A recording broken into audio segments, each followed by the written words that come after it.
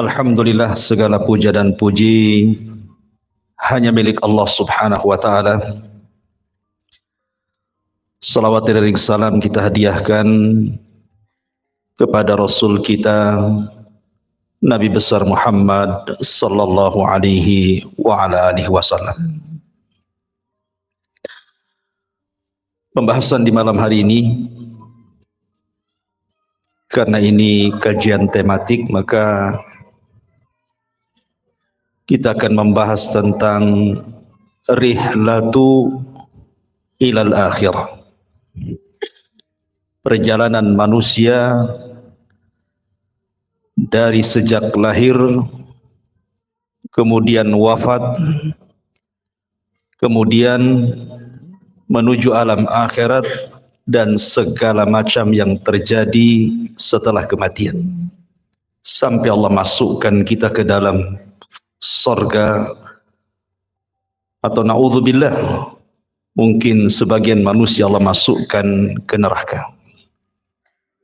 Ini yang kita akan bahas. Memang pembahasannya panjang, jadi saya mohon minta kesabaran jamaah sekalian, karena saya akan berusaha menyingkat tetapi tidak menghilangkan yang penting-penting dari segi akidah yang wajib diimani oleh seorang mukmin. Ma'asyiral muslimin yang dimuliakan Allah subhanahu wa ta'ala, kita tahu bahwa makhluk yang pertama kali Allah subhanahu wa ta'ala ciptakan adalah Arsyur Rahman, arsy-Nya Allah subhanahu wa ta'ala. Kemudian setelah itu Allah ciptakan air atau lautan di atas langit. Makanya Rasul mengatakan wa arsyuhu 'alal ma', dan arsy-Nya Allah itu di atas air. Kemudian setelah itu Allah subhanahu wa ta'ala ciptakan pena, dan Allah subhanahu wa ta'ala katakan kepada pena atau kolam, uktub kulla syai'in ila yaumil qiyamah, catat segala sesuatu yang akan terjadi sampai kiamat dibangkitkan.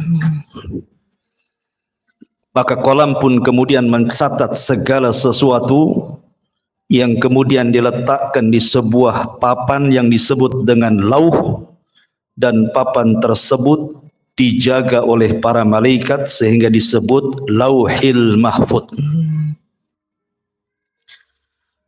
Maka setelah itu Allah subhanahu wa ta'ala menciptakan yang lainnya, termasuk menciptakan langit dan bumi dalam 6 hari. Dimulai hari Ahad, Allah ciptakan bumi 2 hari, Ahad dan Senin. Kemudian setelah itu Allah subhanahu wa ta'ala ciptakan langit hari Selasa dan Rabu.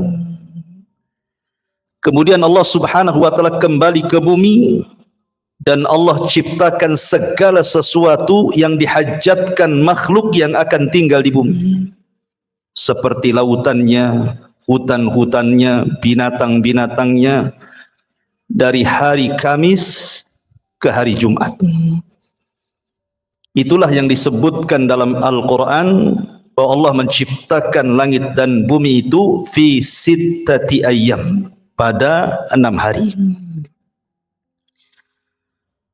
Makhluk yang berakal pertama yang Allah ciptakan adalah malaikat. Kemudian setelah itu jin. Baru makhluk yang berakal terakhir adalah manusia, dimulai daripada Adam alaihi salatu wassalam. Dan tartib ini berdasarkan sabda Nabi, khuliqatil malaikatu min nur, wa khuliqatil jan min marijim min nar, wa khuliqa lakum wa khuliqa Adam mimma wusifa lakum. Diciptakan malaikat dari cahaya, diciptakan jin dari ujung nyala api, dan diciptakan Adam sebagaimana yang Allah sifatkan kepada kalian, sepertilah bentuk Adam alaihi salatu wassalam. Tapi tentu penciptaan Adam akan berbeda dengan anak turunannya. Karena Adam diciptakan oleh Allah Subhanahu wa taala secara langsung. Di mana Allah Subhanahu wa taala perintahkan malakul maut untuk mengambil tanah-tanah dan sifat-sifat tanah yang ada di bumi. Kemudian diangkat ke langit dan dibentuk. Setelah dibentuk sedemikian rupa, sehingga Allah katakan laqad khalaqnal insana fi ahsani taqwim, kami ciptakan manusia itu seindah-indahnya bentuk. Maka Allah Subhanahu wa taala tiupkan ruh dan Allah perintahkan malaikat untuk sujud kepada Adam. Wa idz qala rabbuka lil malaikati isjudu li Adam fasajadu illa iblis. Dan ketika Allah perintahkan kepada para malaikat sujudlah kepada Adam, semua malaikat sujud kecuali iblis. Iblis tidak mau sujud. Dari sinilah penciptaan Adam sejak saat itu memiliki musuh yang disebut dengan iblis. Sebagian ulama mengatakan iblis ini dari kalangan malaikat yang maksiat. Tapi pendapat yang kuat, iblis ini dari kalangan jin, sebagaimana Allah katakan kana minal jin fa fasaqa an amri rabbi. Iblis itu bagian dari jin yang bermaksiat kepada perintah Allah Subhanahu wa taala. Kemudian Adam alaihi salatu wassalam Allah masukkan ke dalam sorga. Sorga itu sesuatu yang nikmat di dalamnya. Ada kebun-kebunnya, ada tanam-tanamannya, ada rumah-rumah yang indah, istana-istana yang megah, sungai-sungai yang luar biasa. Namun karena Adam hidup sendirian, Adam ketakutan di sorga. Sehingga Allah Subhanahu wa taala kehendaki untuk menciptakan satu makhluk yang akan menemani Adam di sorga. Tidurlah Adam. Tiba-tiba Allah ambil tulang rusuk yang paling atas yang dekat jantung, yang paling bengkok sebelah atas, kemudian diciptakan Hawa dari tulang itu. Makanya Rasul mengatakan khuliqatil mar'atu min dila'in. Manusia, wanita itu diciptakan dari tulang rusuk yang paling atas, yang paling bengkok, yang dekat dengan jantung. Tiba-tiba Adam bangun, rupanya di sampingnya ada Hawa. Adam kaget dan mengatakan, man anti, siapa anda? Maka wanita ini mengatakan, ana Hawa. Hawa itu oksigen artinya. Kenapa disebut Hawa? Karena dicipta dari benda yang hidup. Adam itu makhluk yang hidup. Hawa tercipta dari Adam, maka disebut Hawa. Kemudian Adam mengatakan, untuk apa engkau ciptakan? Untuk apa Allah ciptakan dirimu? Hawa mengatakan, untuk menjadikan ketenangan bagimu. Dari sini Allah katakan, wa min ayatihi an khalaqalakum min anfusikum azwaja litaskunu ilaiha wa ja'ala bainakum mawaddatan wa rahmah. Inna fi dzalika laayatin liqaumi yatafakkarun. Kalau dengar ayat ini rasanya ingat waktu kawinnya. Dan ini ayat yang biasa dibaca orang kalau menikah ya. Khutbah nikahnya mesti baca ayat ini. Wa min ayatihi, dan dari tanda-tanda kebesaran Allah, an khalaqalakum, Allah menciptakan kalian. Min, dari ciptaan ini Allah ciptakan yang lainnya azwaja, menjadi berpasang-pasangan. Untuk apa pasangan diciptakan? Litaskunu ilaiha, supaya memberikan ketenangan. Di mana suami tenang dengan istrinya, istri tenang dengan suaminya. Makanya orang yang tidak pernah menikah nggak akan tenang. Tenang-tenangnya pun tidak akan tenang dia. Gimana? Masak-masak sendiri kan itu. Nyuci-nyuci sendiri, gimana bisa tenang? Ya. Nggak akan tenang. Dan ketenangan itu mukjizat dari Allah Subhanahu wa taala. Dengan ketenangan itu lahirlah mawaddatan wa rahmah. Timbul rasa cinta timbul pula kasih sayang di situ. Padahal sebelumnya tidak saling mengenal. Terkadang main jodoh-jodohan saja tuh. Tapi dari sini Allah ciptakan Hawa untuk Adam supaya Adam tenang di sorga. Tapi dengan hikmah Allah subhanahu wa ta'ala yang Allah kehendaki, yang sudah dicatat di Lauhil Mahfuz, Adam pun harus melakukan satu maksiat di sorga. Ketika Allah subhanahu wa ta'ala katakan wala taqraba hadhihi syajarah, jangan dekat-dekat pohon ini. Dekat saja tidak boleh, apalagi makan. Begitu bahasa Quran. Seperti Allah mengatakan wala taqrabu zina, dekat zina saja tidak boleh, apalagi berzina. Karena kalau sudah mendekat pasti melihat, kalau sudah melihat penasaran, kalau penasaran ingin pula mencicipi, akhirnya kemudian memakannya. Ada kisah Israiliyat. Ini kisah Israiliyatnya. Kisah Israiliyat itu tidak mengapa dikisahkan, tapi jangan didustakan, jangan dibenarkan. Makanya Rasul mengatakan hadithu an Bani Israil wala haraj. Tidak mengapa kisahkan Bani Israel kalau itu tidak bertentangan dengan syariat Islam. Adam itu tidak memakan buah sampai habis, tidak. Dia hanya nyicipi sedikit saja. Ketika kemudian sampai di tenggorokan, Adam ingat. Maka keselaklah Adam. Makanya setiap laki-laki pasti ada hulkumnya di sini. Ada yang benjolan di sini kan? Ya. Itu karena Adam keselak katanya. Keselak buah itu di sini. Buah khuldi. Adapun Hawa habis pula dia. Wah, beda pula laki-laki dengan perempuan. Biasanya perempuan agak rakus ya. Habis dia. Dengan sebab itulah maka Allah subhanahu wa ta'ala uji Hawa dengan keluar darah haid. Dari situlah maka keturunannya para wanita pasti setiap bulan akan keluar darah haid. Ini kisah Israiliyat. Maka kemudian Allah subhanahu wa ta'ala murka. Kemudian Allah subhanahu wa ta'ala usir Adam, Hawa dan Iblis.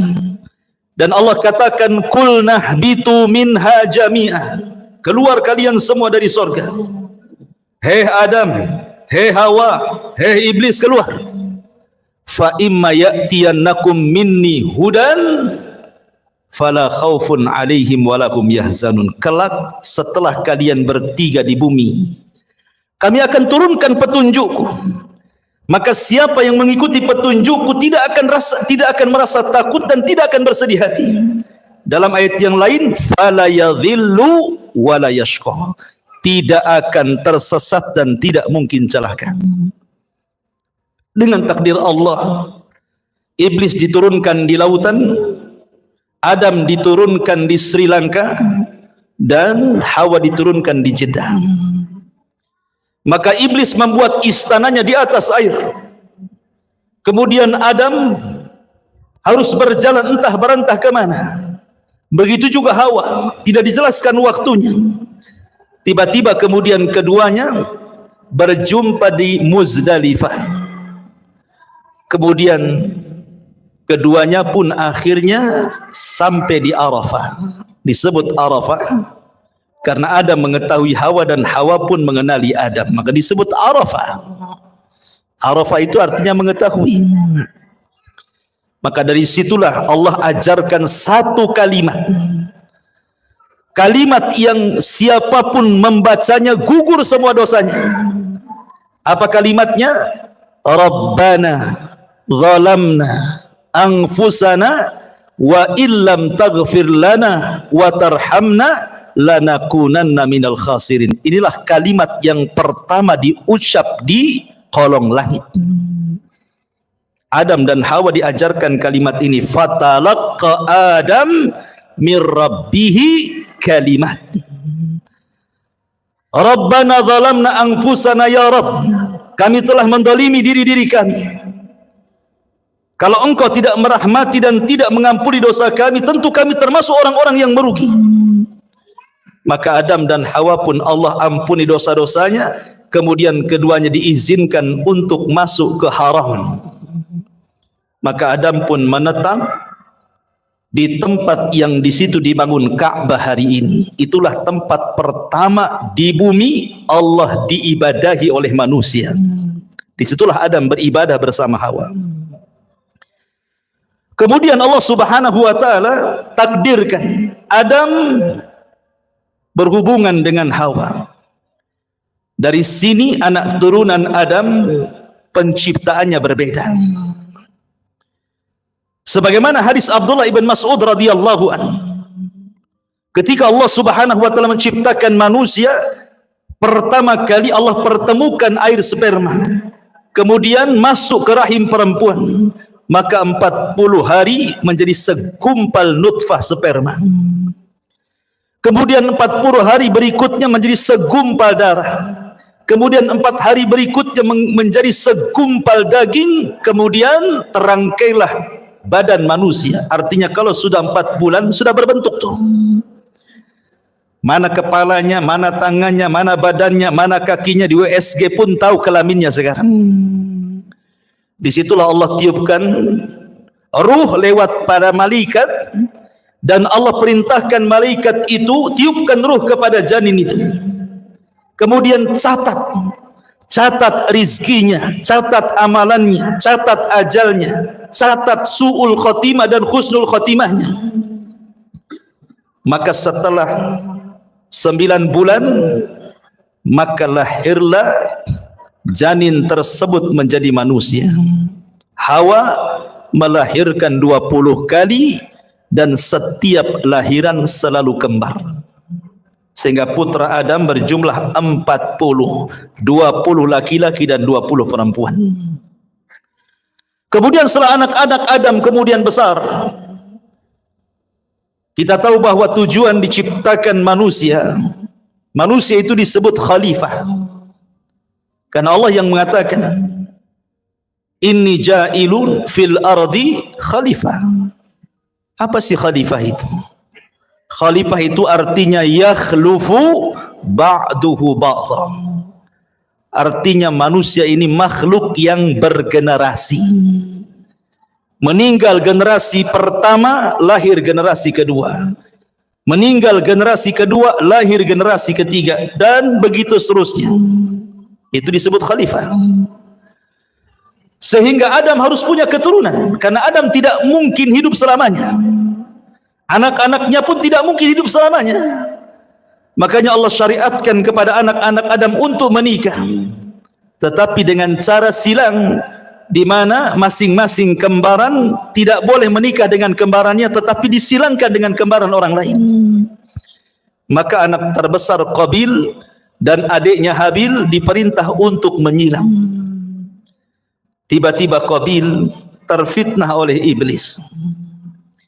Iblis datang kepada Qabil, mewaswasi Qabil, karena selama ini iblis berusaha untuk menggoda Adam dan Hawa. Adam dan Hawa sudah kapok, tidak mungkin digoda lagi. Cukuplah godaan terjadi di sorga, sehingga iblis tidak bisa menggoda Adam dan Hawa. Akhirnya yang digoda adalah anak turunannya.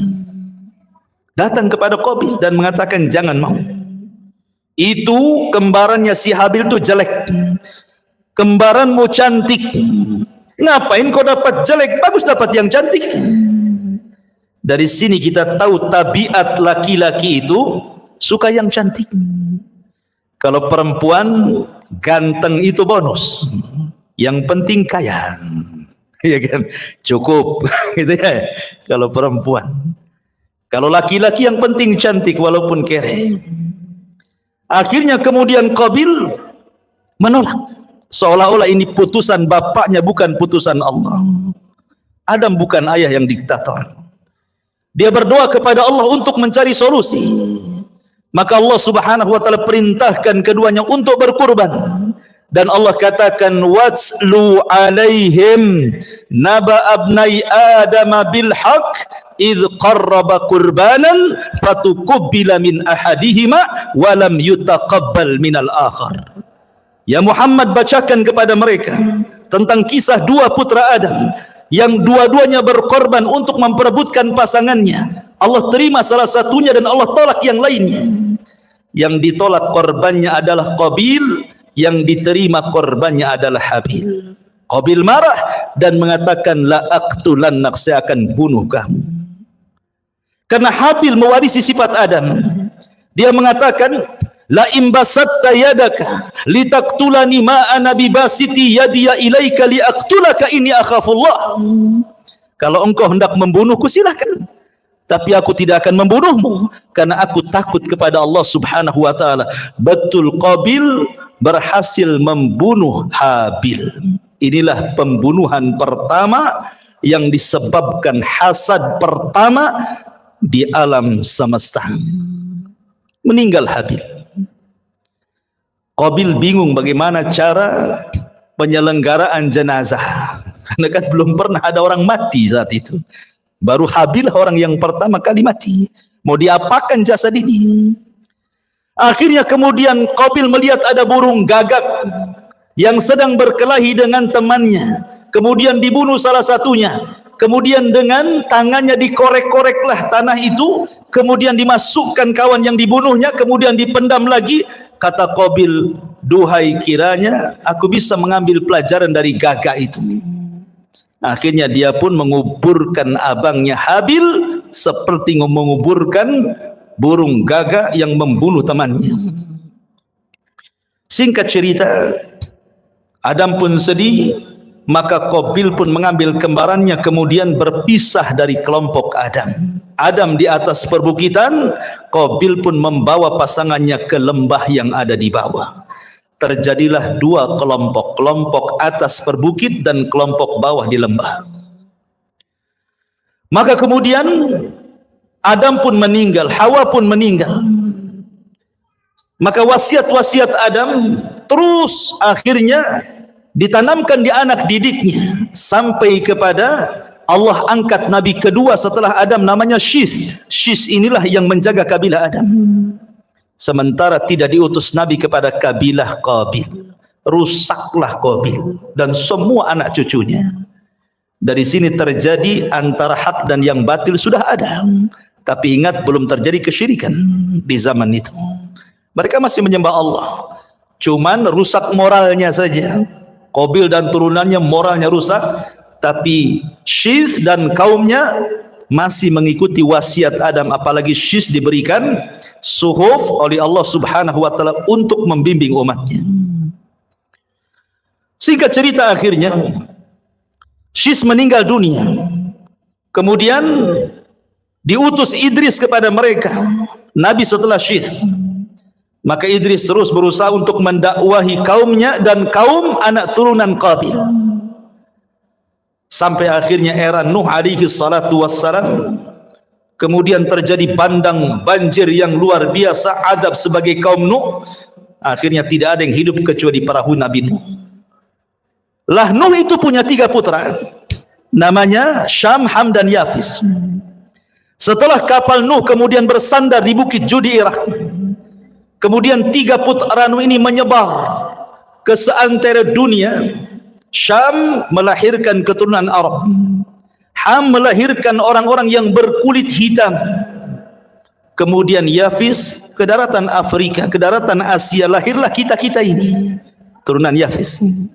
Maka menyebarlah manusia kemana-mana. Kemudian diutus para nabi. 120.000 nabi diutus oleh Allah Subhanahu wa taala. 315 rasul Allah utus ke permukaan bumi. Walaupun Al-Quran hanya mencatat 25 nabi dan rasul, 18 nama diantaranya tercantum dalam satu surat, suratul An'am, dan lebihnya tersebar di beberapa ayat di beberapa surat dalam Al-Quran sehingga genap menjadi 25 nabi dan rasul. Itu yang kita kenal.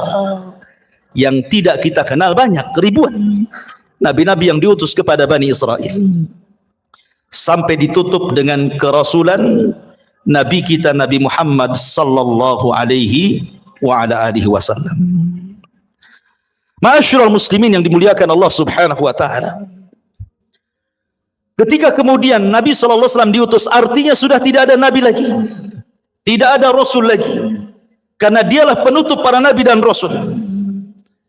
Di sini kita baru pahami ayat Al-Quran yang pertama kali saya baca tadi, fa imma ya'tiyannakum minni hudan fala khaufun alaihim walahum yahzanun. Siapapun yang mengikuti petunjukku, kata Allah, dia tidak mungkin takut dan tidak mungkin bersedih. Apa makna petunjuk di sini? Makna petunjuk di sini, Allah akan turunkan para nabi. Allah akan turunkan kitab-kitab langit. Kitab langit itu jumlahnya 104. Yang 4 ma'ruf di sana ada Taurat, ada Zabur, ada Injil, ada Quran, dan yang 100 tidak ma'ruf. Allah hanya menyebut dengan kalimat suhuf, sehingga Allah mengatakan di dalam suratul A'la, inna hadza la fi suhufil ula suhufi Ibrahim wa Musa. Maka siapapun yang mengikuti petunjuk tidak mungkin tersesat, tidak mungkin celaka di zamannya. Ketika Allah turunkan kitab Taurat, kemudian diberikan kepada Musa, itulah petunjuk Allah. Maka di zaman itu siapa yang mengikuti Musa dan Taurat tidak mungkin sesat, tidak mungkin celaka. Kemudian datang era Zabur dan Daud. Maka siapapun yang mengikuti Zabur dan juga Daud di zamannya, maka mereka tidak mungkin sesat dan celaka. Kemudian datang era Injil dan Isa. Maka siapapun yang mengikuti Injil dan Isa di zamannya tidak mungkin sesat dan celaka. Kemudian yang terakhir Allah turunkan Al-Quran dan Allah utus Nabi kita Muhammad sallallahu alaihi wasallam. Maka siapapun yang mengikuti Nabi sallallahu alaihi wasallam dan Al-Quran, fala yadhillu wa la yasqa, tidak mungkin sesat dan celaka. Tetapi setiap para nabi diutus kepada kaumnya, hanya nabi kita diutus kepada seluruh manusia, jinnya dan manusianya. Wa ma khalaqtul jinna wal insa illa liya'budun. Ma'asyiral muslimin yang dimuliakan Allah Subhanahu wa taala, kondisi manusia. Allah Subhanahu wa taala berfirman dalam Al-Qur'an, inna sa'yakum lasyatta. Inna sa'yakum lasyatta. Fa amma man a'ta wattaqa wa saddaqa bil husna fasanuyassiruhu lil yusra wa amma man bakhila wastagna wa kadzdzaba bil husna fasanuyassiruhu lil usra. Kehidupan manusia akan berbeda-beda karena Allah mengatakan inna sa'yakum lasyatta. Usaha kalian itu berbeda-beda. Ada yang dalam hidupnya manusia ini betul-betul di atas ketaatan, tidak pernah maksiat kepada Allah. Dia melaksanakan perintah Allah dan menjauhi larangan. Dia berusaha untuk menghalalkan yang Allah halalkan dan menjauhi yang diharamkan Allah. Maka orang-orang yang seperti ini hidup sesuai dengan asal penciptaan manusia. Wa ma khalaqtul jinna wal insa illa liya'budun. Tetapi ada manusia itu yang cenderung kufur. Mereka tidak melaksanakan perintah, cenderung melanggar larangan, menghalalkan yang diharamkan, mengharamkan yang dihalalkan. Maka mereka orang-orang yang celaka. Begitulah manusia. Ada yang mukmin, ada yang kafir. Ada yang fasik, ada yang taat. Ada yang musyrik, ada yang bertauhid. Ada yang beribadah, ada yang bermaksiat. Begitulah macam-macam manusia. Allah katakan, ya ayyuhal insan innaka kadihun ila rabbika kadhan famulaki. Wahai manusia, engkau akan bekerja dengan lelah dan letih. Untuk apa? Ila rabbik, menuju Tuhanmu. Kadhan, dengan keletihan. Famulaki, dan engkau akan berjumpa dengan Allah Subhanahu wa ta'ala. Artinya bahwa manusia dengan berbagai macam daerahnya, negaranya, bentuknya, wataknya, tujuannya satu. Kita ini sedang berjalan menuju Allah Subhanahu wa ta'ala. Mau tidak mau kita akan berjumpa dengan Allah. Tapi ada yang berjumpa dengan Allah, Allah senang dengan kita. Ada orang yang berjumpa dengan Allah, Allah benci dengan kita. Man ahabba liqa Allah, ahabballahu liqa'ah. Wa man kariha liqa Allah, karihallahu liqa'ah. Siapa yang cinta berjumpa dengan Allah, Allah suka berjumpa dengan kita. Siapa yang benci berjumpa dengan Allah, Allah pun benci dengan kita. Begitulah hidup manusia. Wa hadainahu najdain, kami pilih dua jalan. Ini jalan ke sorga, sudah dijelaskan jalannya. Ini jalan ke neraka, sudah dijelaskan jalannya. Tidak ada satupun jalan, baik ke sorga atau ke neraka, semua sudah dijelaskan. Tidak ada. Wa ma yatiru ta'irun fil hawa. Tidak ada satupun burung yang mengepakkan sayapnya di langit, kata Rasul, kecuali sudah dijelaskan ilmunya. Artinya, apapun yang mendekatkan diri ke sorga sudah dijelaskan. Apapun yang bisa menjauhkan dari neraka sudah dijelaskan. Sehingga tidak ada alasan. Anda tidak bisa berhujah lagi di hadapan Allah Subhanahu wa ta'ala. Karena semua sudah diberikan fasilitasnya. Allah Subhanahu wa ta'ala hanya minta kepada kita bersyukur. Ingat 5 kaidah. Al-ijad, al-i'dad, al-imdad, kemudian al-irsyad, al-is'ad. Pertama, ijad. Allah menciptakan langit dan bumi. Untuk siapa? Untuk kita. Ya. Allah ciptakan langit dan bumi itu untuk kita loh. Lihat matahari di langit. Untuk siapa? Untuk kita. Kalau nggak ada matahari, ibu-ibu nggak bisa jemur pakaian. Kan itu ya. Mungkin kalau nggak ada matahari, PLN sibuk tuh. Karena harus menerangi bumi 24 jam. Mungkin antum tiap bulan mungkin gerutu-gerutu. Mahal kali listrik ini. Padahal sekarang listrik cuma setengah hari saja kan. Malam saja. Itu saja kalau naik udah demo tuh. Gimana kalau nggak ada matahari? Iya kan? Bulan. Untuk siapa? Untuk kita. Ya. Kita bisa mengambil keindahan bulan, bintang-bintang, macam-macam. Apalagi bumi, itu disebut ijad. Allah siapkan tuh langit dan bumi untuk manusia. Kemudian yang kedua, al-i'dad. Setelah Allah ciptakan, Allah persiapkan fasilitasnya. Allah ciptakan lautan dengan berbagai macam jenis ikan-ikannya. Entah berapa jumlah ikan kita tidak tahu, dengan berbagai macam warnanya. Siapa yang ngecat ikan satu-satu? Sudah terwarnai semuanya kan? Nggak ada orang yang sanggup ngecat ikan satu lautan itu. Ada yang merah, ada yang hijau, ada yang macam-macam kan warna itu. Kalau bukan karena Allah. Allah ciptakan hutan dan berbagai macam tumbuh-tumbuhan dan buah-buahannya. Allah ciptakan kebun sawah dan Allah ciptakan berbagai macam biji-bijiannya. Allah ciptakan semuanya. Allah persiapkan fasilitasnya. Kemudian yang ketiga, al-imdad. Allah perbanyak. Satu pohon mangga, buahnya mungkin ada 100-200 mangga.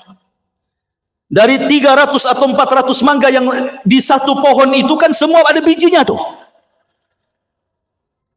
Kalau seandainya dari 100 buah mangga di satu pokok mangga ini, bijinya ditanam semuanya, dari satu tumbuh 200. Ya kan? Bahkan ada satu buah itu bijinya ratusan tuh. Seperti buah apa tuh? Yang ratusan itu. Delima kan coba. Satu pohon delima nih, buahnya kan banyak. Ini satu buah saja kalau tertanam semua bijinya, tumbuh macam-macam delima. Itu artinya Allah tidak putus pohon sampai di situ.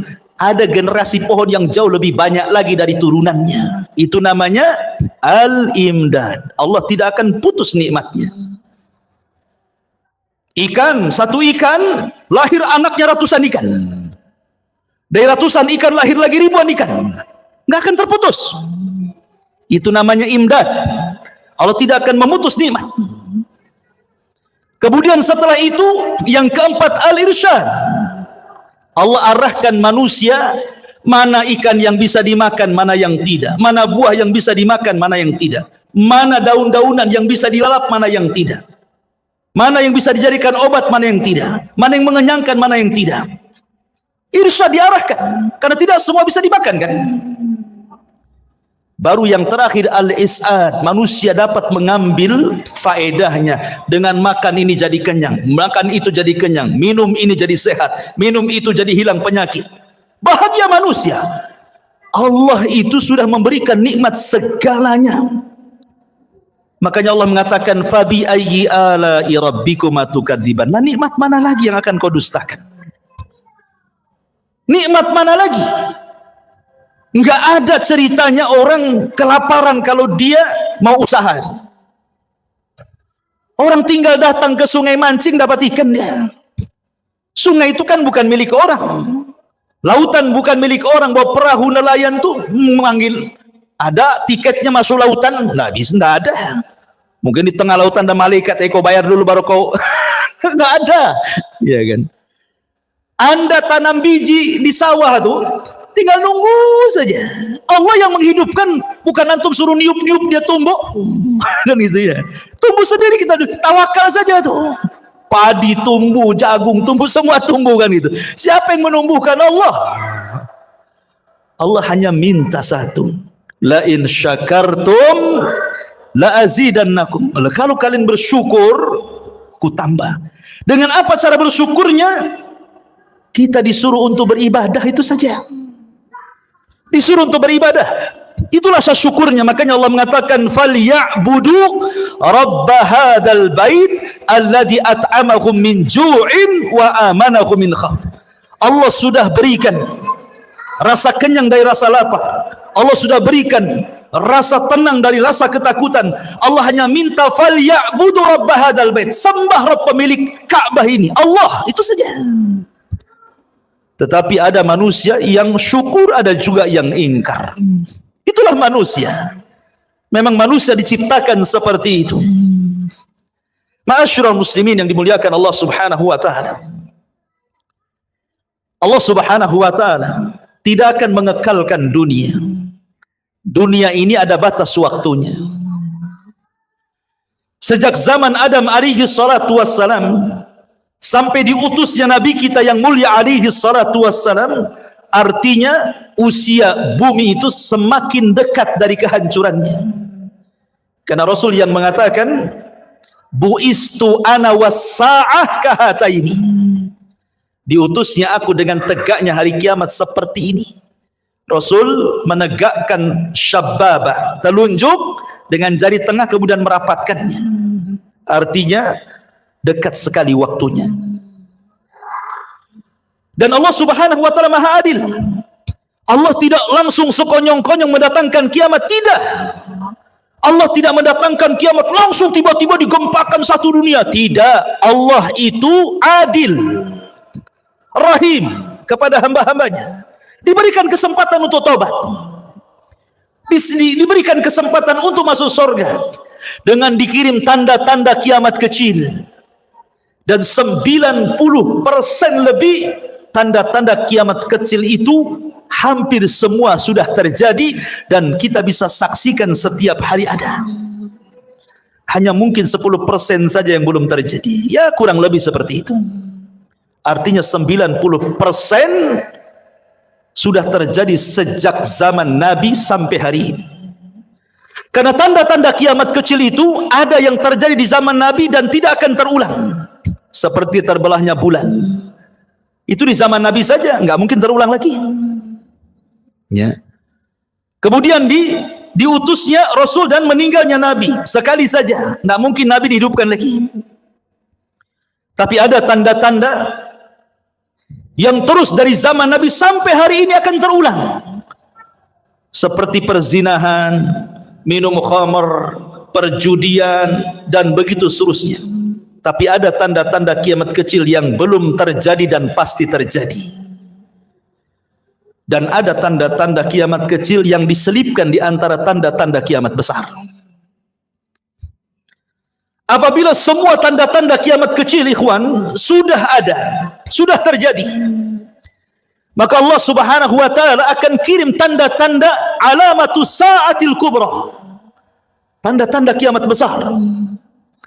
Muqaddimahnya dengan khurujul Mahdi, keluarnya Imam Mahdi. Kemudian setelah itu khurujul Dajjal, keluar Dajjal. Dajjal ini akan keluar selama 40 hari. Satu hari sama dengan setahun, hari kedua sama dengan sebulan, hari ketiga sama dengan sepekan, dan hari keempat sama dengan hari-hari waktu yang kita lalui. Sampai sahabat bertanya Rasul, yang satu hari bagikan 1 tahun, cemana solatnya?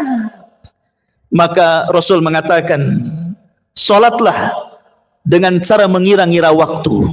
Oh, kalau dari asar ke maghrib sekian jam, berarti masuk waktu maghrib. Dari maghrib ke isya, cuma 2 jam, berarti masuk waktu isya. Karena 1 tahun lama, ikhwan. Dan dari sini menunjukkan Dajjal itu bukan hanya masuk ke daerah-daerah yang normal waktunya, tetapi juga masuk ke daerah-daerah kutub yang terkadang 1 harinya lama sekali. Artinya tidak ada satu tempat kecuali diinjak Dajjal, kecuali Mekah dan Madinah. Kemudian Isa bin Maryam turun, diapit dengan 2 malaikat di menara putih sebelah timur Damaskus. Kemudian akan bergabung dengan tentara Al-Mahdi di Bukit Tur dan memerangi Dajjal. Dan Isa berhasil membunuh Dajjal, mematahkan salib, membunuh babi, dan berhukum dengan hukum keadilan. Banyak orang masuk Islam sebelum wafatnya Isa bin Maryam. Kemudian setelah fitnah Dajjal hilang, datang fitnah yang ketiga. Tanda-tanda kiamat besar, khuruju Ya'juj wa Ma'juj. Keluar Ya'juj dan juga Ma'juj. 2 kabilah besar, turunan Yafis ibn Nuh, yang dahulu pernah dibenteng oleh Dzulqarnain. Tiba-tiba kemudian gerbangnya pecah.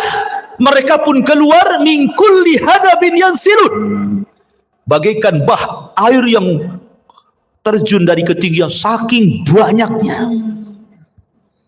Sehingga ketika rombongan yang pertama keluar melintasi danau Tiberias, mereka pun minum dari danau itu. Kemudian rombongan yang terakhir bingung karena airnya habis diminum Ya'juj wa Ma'juj.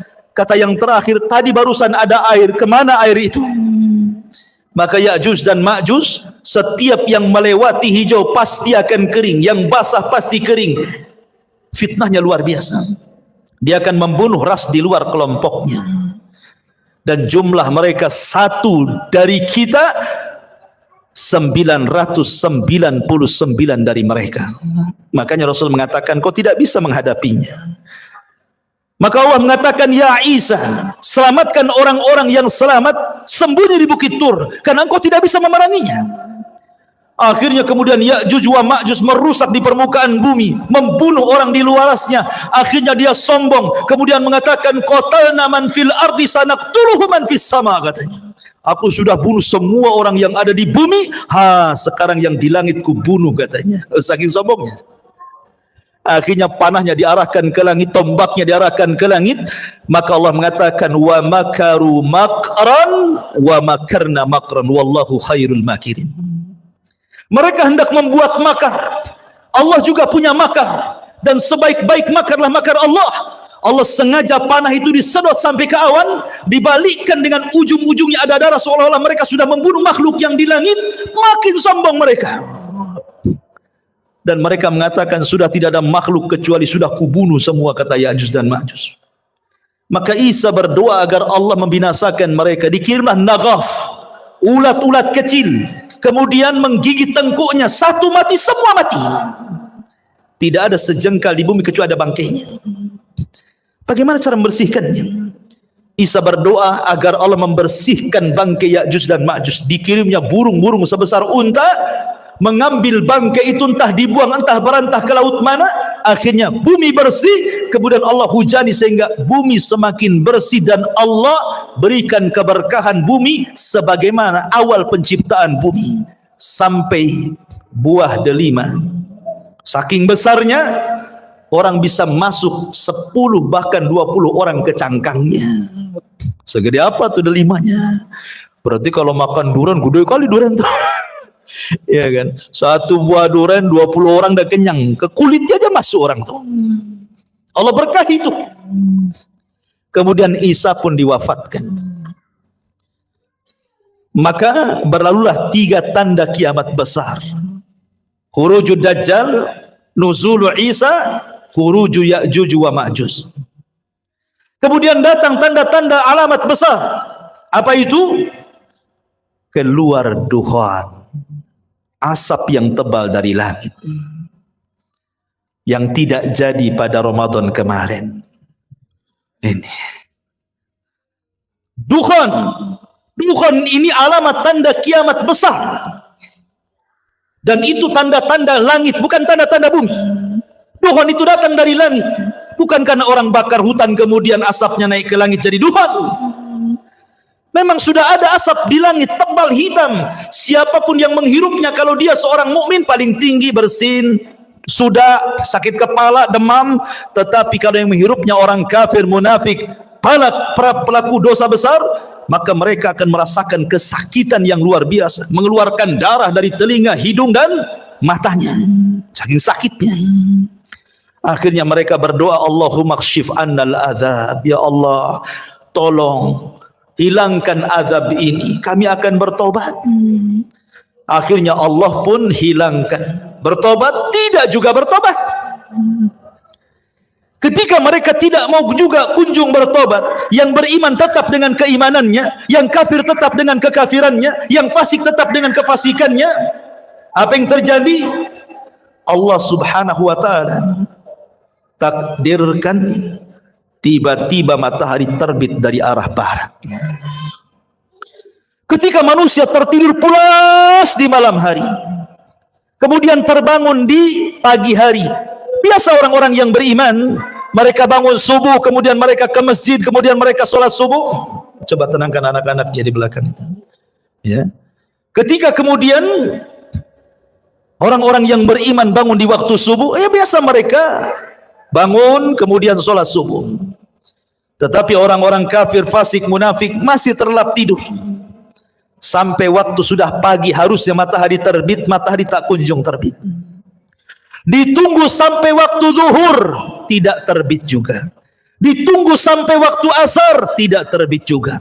Harusnya ketika matahari terbenam, tiba-tiba muncul. Harusnya matahari itu terbenam, tiba-tiba muncul. Inilah yang disebut dengan keluarnya matahari dari arah barat itu. Dan itu terjadi 3 hari berturut-turut. Semua manusia menangis, semua manusia menyesal. Orang-orang yang menyembah berhala, dibuang berhalanya. Apa manfaat membuang berhala? Ustadz sudah resign, tidak jadi ustadz lagi, karena percuma berdakwah. Tobat sudah ditutup, karena pintu tobat itu akan diterima di 2 waktu. Pertama, nyawa belum sampai di tenggorokan. Yang kedua, matahari sudah belum terbit dari arah barat. Kalau sudah nyawa di tenggorokan, matahari terbit dari arah barat, maka Allah mengatakan, la yanfa'u imanukum, tidak akan bermanfaat iman kalian. Tidak akan bermanfaat iman kalian. Lalu apa gunanya bertobat? Maka kemudian setelah 3 hari, Allah munculkan dabatun minal ar, binatang yang muncul dari perut bumi bisa bicara. Dalam hadis yang lemah, ada yang mengatakan kisah Israiliyat, tangan kanannya memegang stempel Nabi Sulaiman dan tangan kirinya membawa tongkat Nabi Musa. Setiap berjumpa dengan orang mukmin distempel dahinya, bercahaya mukanya. Setiap berjumpa dengan orang kafir dipukul dengan tangan kiri dengan tongkat Musa, gosong semua wajahnya. Dari situ hilang nama, yang ada hanya kalimat mukmin dan kafir. Dan tidak tersinggung kalau ada orang dikatakan mau kemana min, mau ke pasar fir, nggak tersinggung. Kalau sekarang tersinggung, orang kafir kita kafirkan saja, orang Islam tersinggung. Jangan dibilang kafir, bilang non muslim katanya. Kan itu ya. Nanti di akhir zaman loh, orang mukmin mengkafir-kafirkan orang kafir, nggak tersinggung. Kenapa pula orang sekarang tersinggung? Gitu kan aneh gitu ya. Kafir itu ada bahasanya dalam Quran, lam yakunil ladzina kafaru. Siapa kafaru? Min ahlil kitab, orang Yahudi dan Nasrani. Kalau Allah katakan Yahudi kafir, kita katakan kafir. Kalau katakan Nasrani kafir, kita katakan kafir. Harus dikatakan apa lagi? Allah yang mengatakannya, kita kan hanya mengikuti apa yang Allah katakan. Kecuali kalau Allah tidak kafirkan, Anda kafirkan, nah itu jangan. Oh, Anda ini masuk ke khawarij namanya, mengkafir-kafirkan yang bukan orang kafir. Akhirnya sampai mengebom sana sini jadinya. Itu manhaj takfir, tidak boleh. Ya.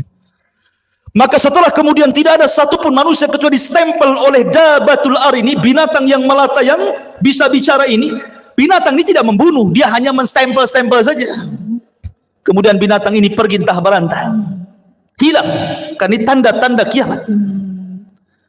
Setelah itu kemudian muncul tanda-tanda yang keberapa? Yang ke-7.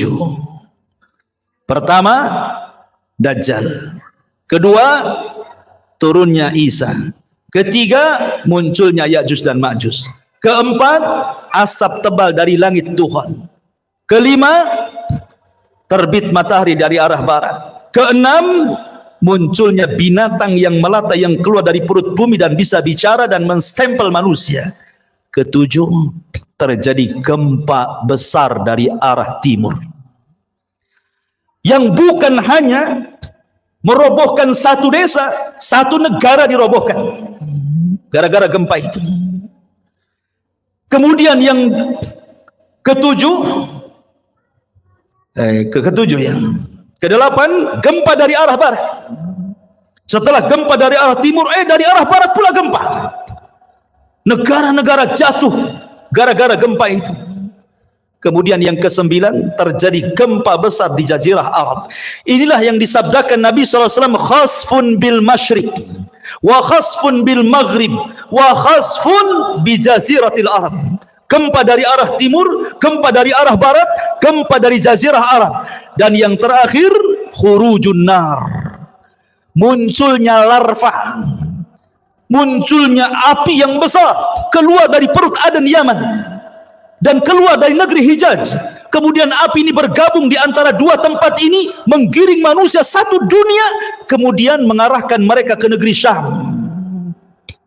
Api ini tidak membakar manusia, tapi dia membakar yang lainnya, karena tugasnya menggiring manusia sampai ke Syam. Setelah di Syam inilah yang disebut dengan Ardul Mahsyar, bumi perkumpulan manusia satu dunia di situ.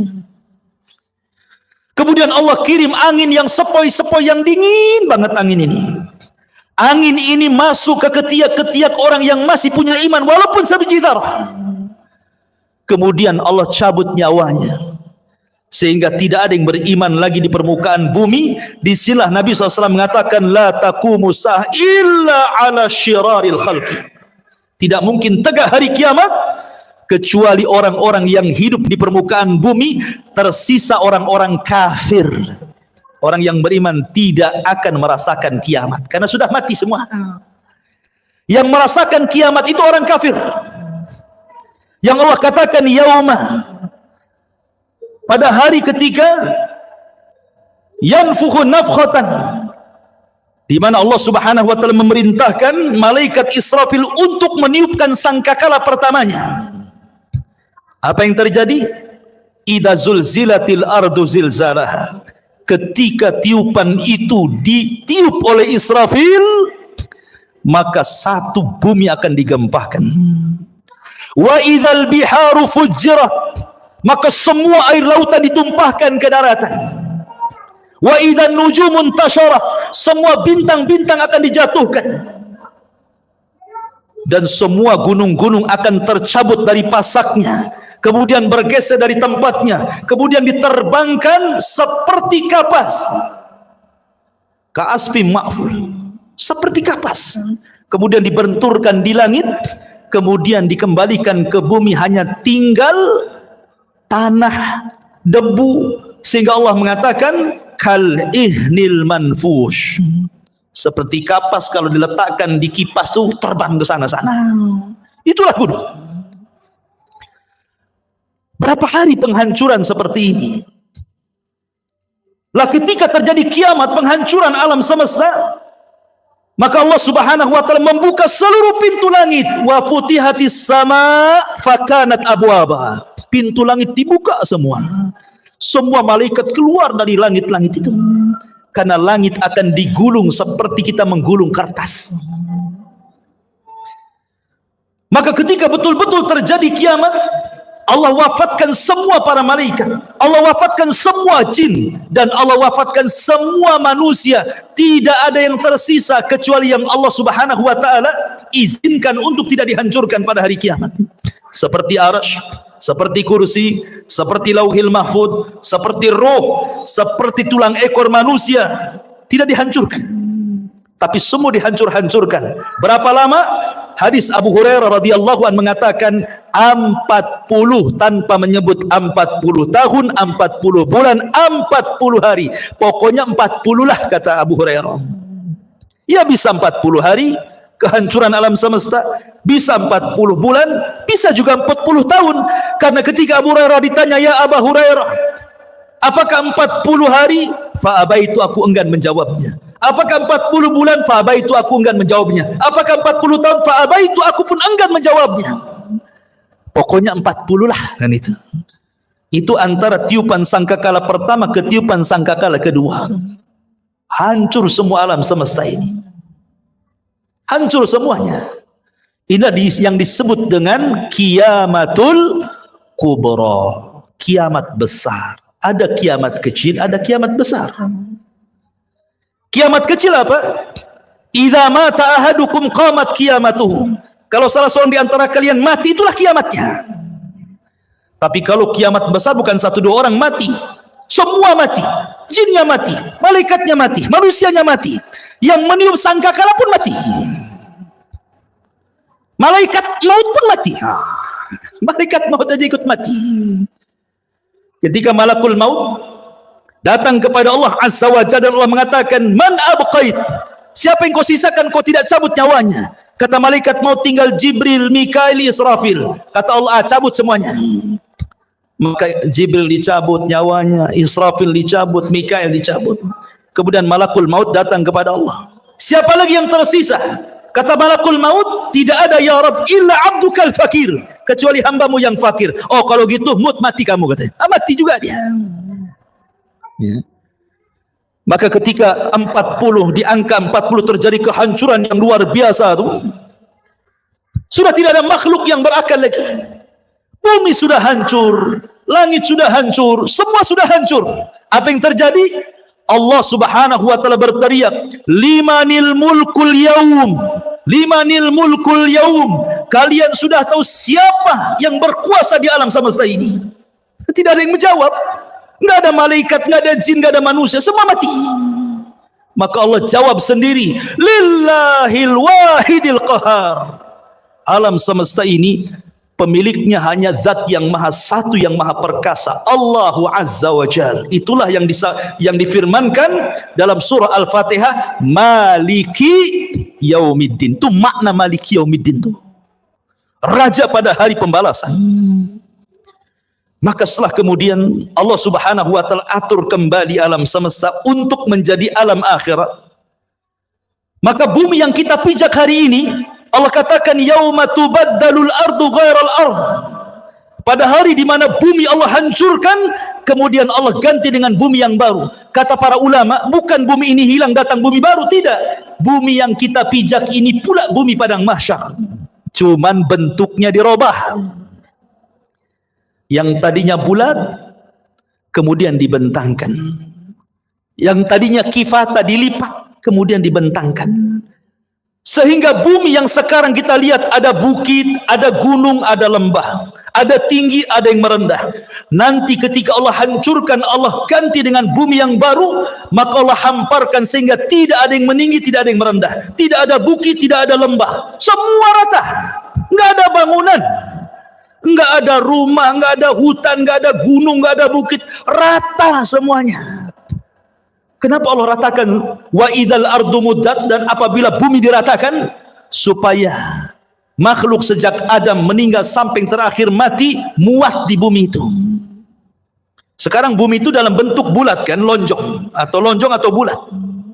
Di bumi ini ada lautnya, di bumi ada hutannya, di bumi ada bukit, ada gunung. Tidak semua tempat dihuni manusia.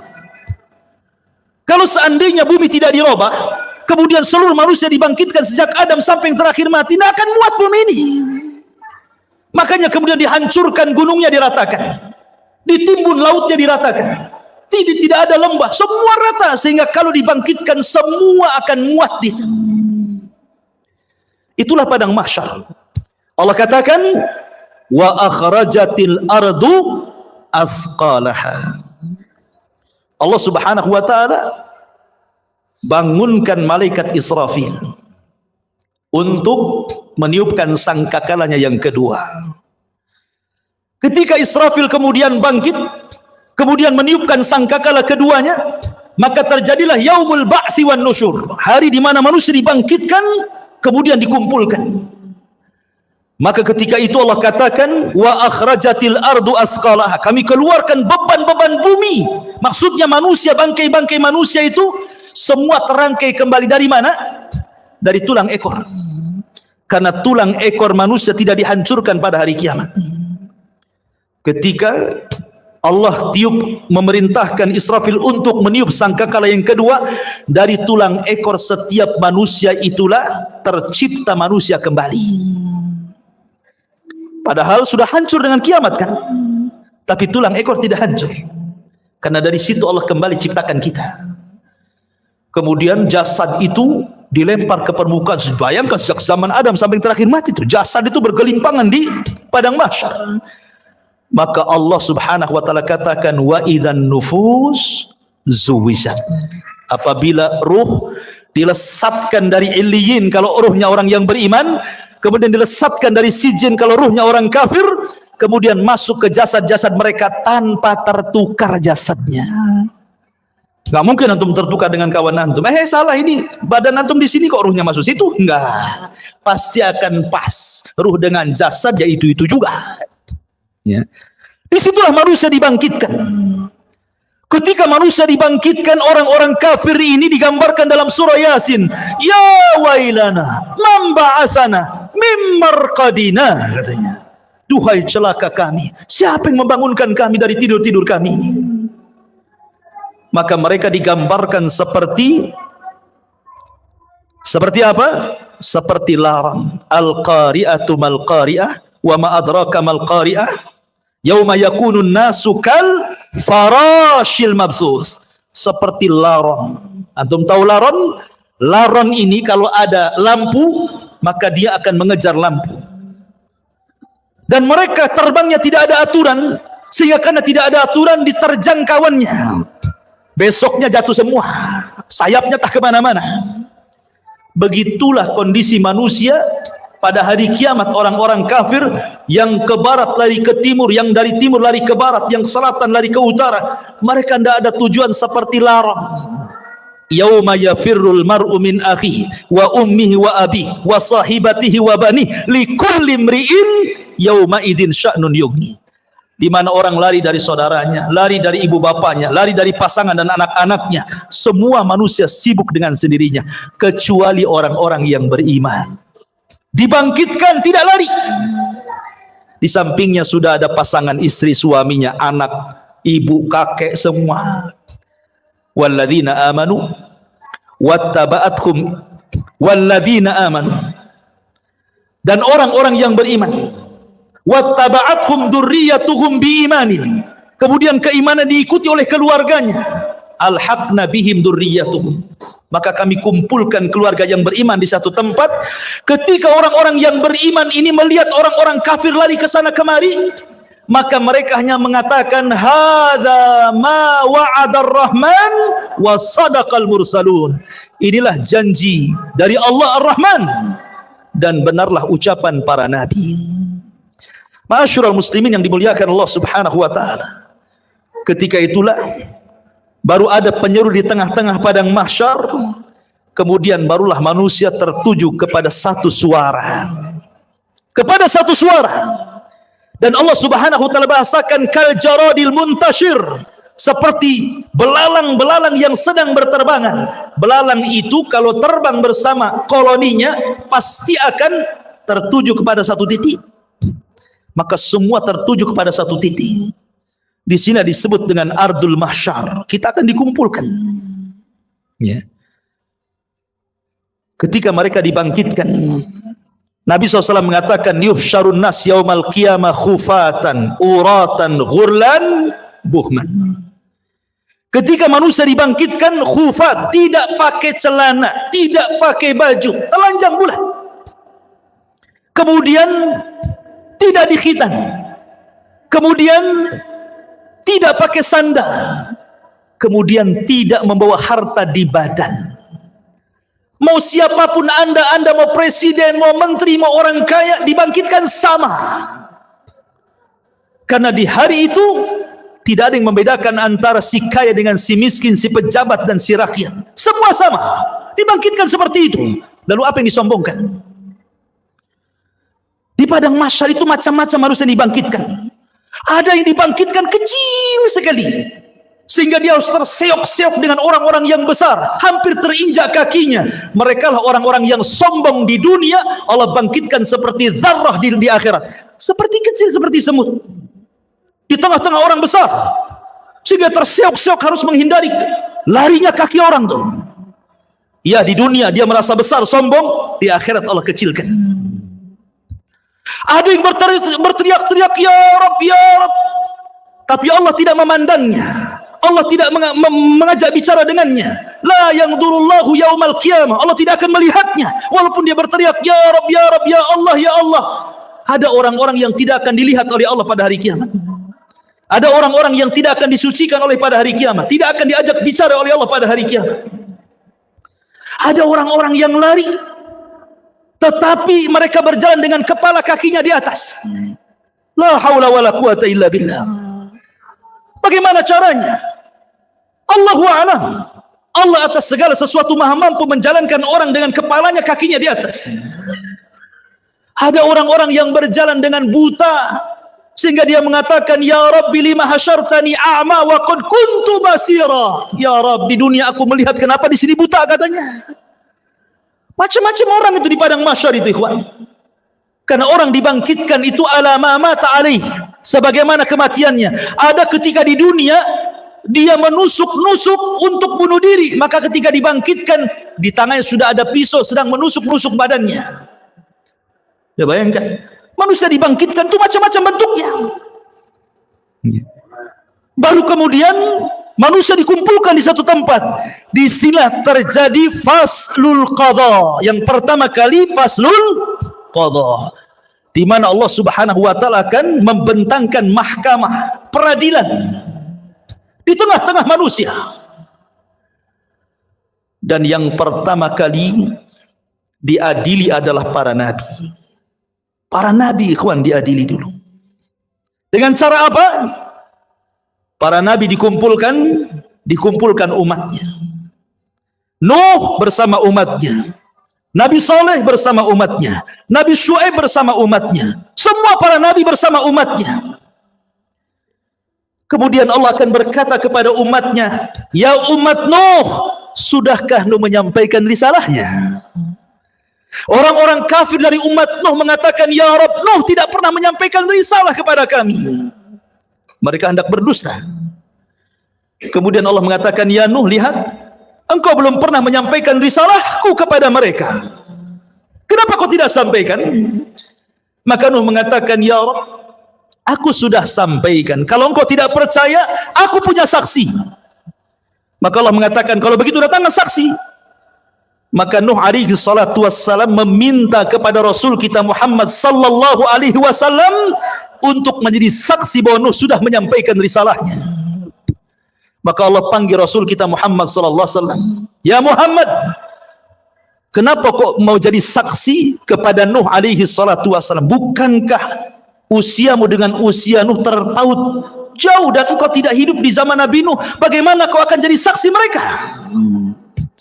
Maka Rasulullah SAW mengatakan, ya Rabb, ya aku tidak hidup di zaman Nabi Nuh, tetapi aku yakin bahwa Nuh sudah menyampaikan risalahnya. Maka Allah mengatakan, apa yang membuat anda yakin bahwa Nuh menyampaikan risalahnya? Maka Rasul mengatakan, karena engkau yang bicara seperti itu ya Rabb. Kemudian Rasul membacakan surat Nuh. Engkau yang ngomong dalam Al-Quran bahwa Nuh sudah menyampaikan risalahnya. Maka Allah mengatakan, shadaqta, benar engkau. Wa kadzabu haula, dan mereka sudah berdusta. Kemudian berpindah kepada nabi berikutnya sampai di akhir dengan Isa bin Maryam, nabi yang terakhir dari nabi-nabi Bani Israel. Inilah isyarat bahwa Nabi akan menjadi saksi bagi seluruh para nabi. Ketika Nabi hendak rindu ingin mendengar Al-Quran, yang dipanggil siapa? Abdullah bin Mas'ud.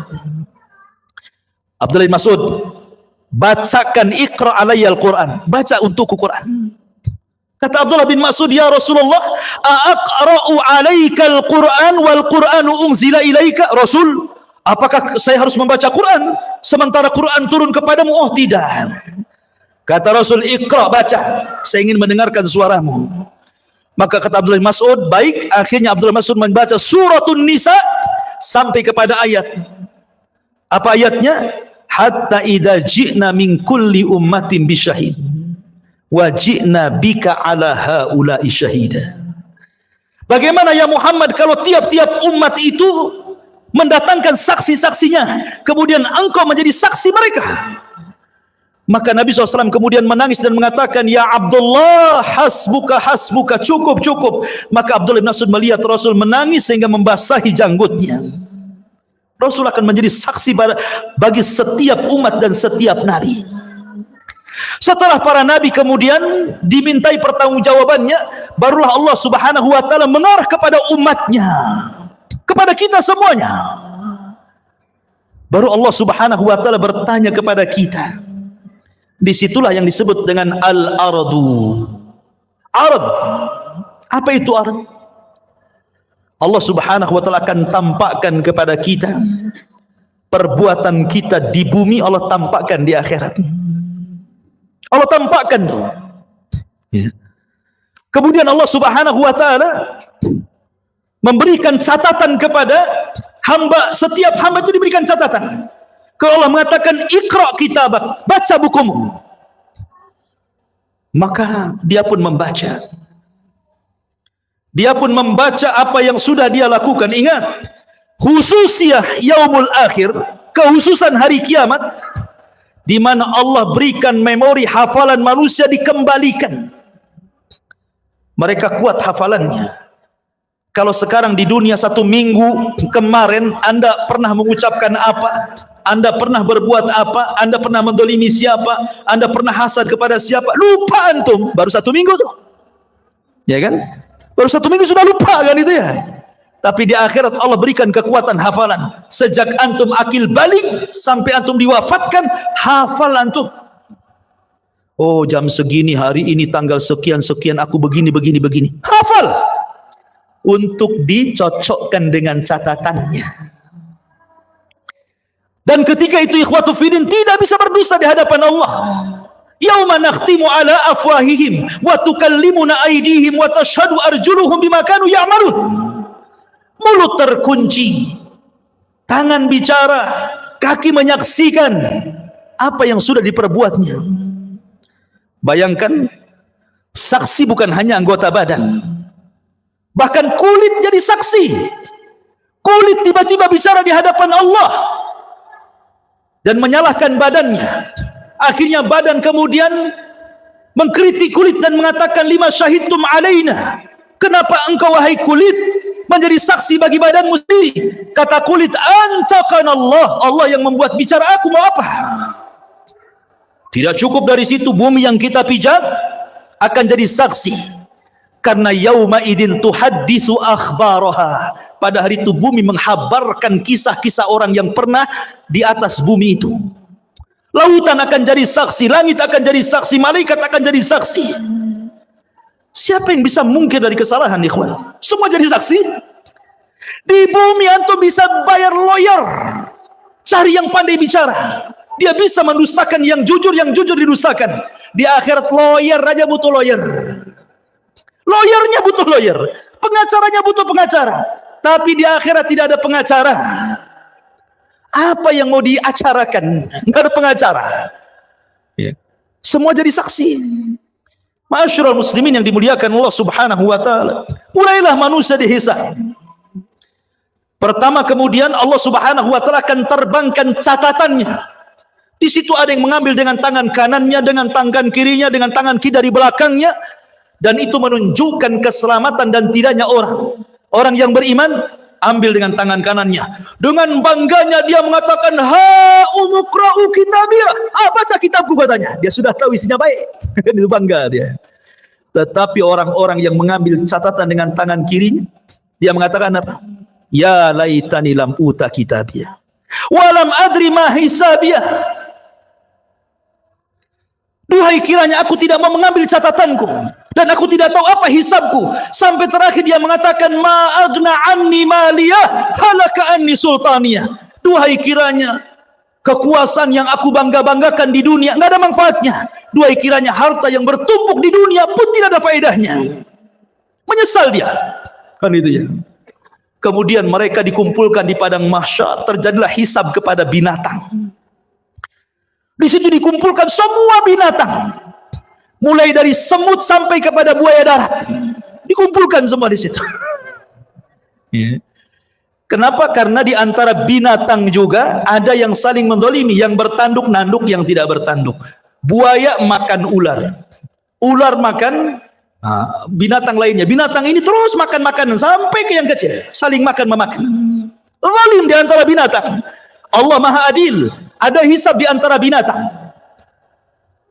Yang tadinya kambing yang bertanduk, yang suka nanduk, yang tidak bertanduk, tanduknya dicabut, diletakkan kepada yang tidak bertanduk. Tanduklah seberapa banyak kau ditanduk di bumi, katanya. Terjadi hisab. Tapi mereka tidak diadab. Mereka hanya dihisab saja. Setelah binatang-binatang dihisab, Allah mengatakan kunu turaba, jadilah kalian tanah.